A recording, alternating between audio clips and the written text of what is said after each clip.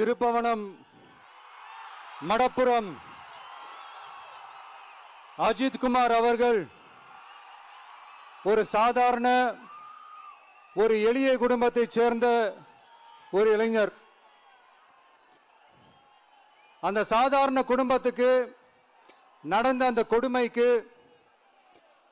CM அவர்கள் sorry சொன்னாங்க, தப்பு இல்லை. இப்ப அதோட சேர்த்து இதையும் கொஞ்சம் பண்ணிருங்க சிஎம் சார்.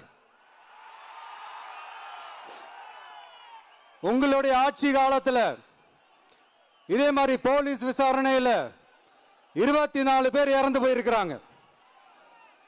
அந்த 24 பேரோட குடும்பத்துக்கும் நீங்க சாரி சொன்னீங்களா? தயவு செஞ்சு சாரி சொல்லிருங்க. அஜித் குமார் அவர்கள் குடும்பத்துக்கு நீங்க கொடுத்த நிவாரணம் மாதிரி இந்த 24 பேர் குடும்பத்துக்கும் நீங்க நிவாரணம் கொடுத்தீங்களா? தயவு செஞ்சு நிவாரணம், அந்த நிவாரணத்தையும் கொடுத்துருங்க. சாத்தான்குளம் ஜபராஜ் பெனிக்ஸ் அந்த கேஸ் வந்து சிபிஐக்கு மாத்தினப்போ இது தமிழ்நாட்டோட காவல்துறைக்கு அவமானம்னு சொன்னீங்க. இன்னைக்கு நீங்க உத்தரவிட்டதுக்கு பேர் என்னங்க சார்?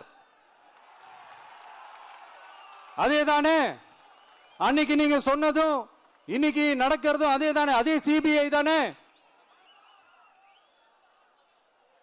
அதே சிபிஐ ஆர்எஸ்எஸ் பிஜேபியோட கைப்பாவையா தான் இருக்கு.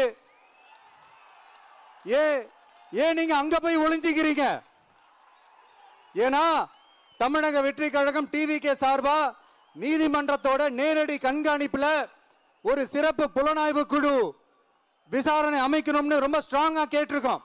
அதனால அந்த பயத்துல நீங்க ஒன்றியத்தோட ஆட்சிக்கு பின்னாடி நீங்க போய் ஒளிஞ்சிக்கிறதுக்கு காரணம்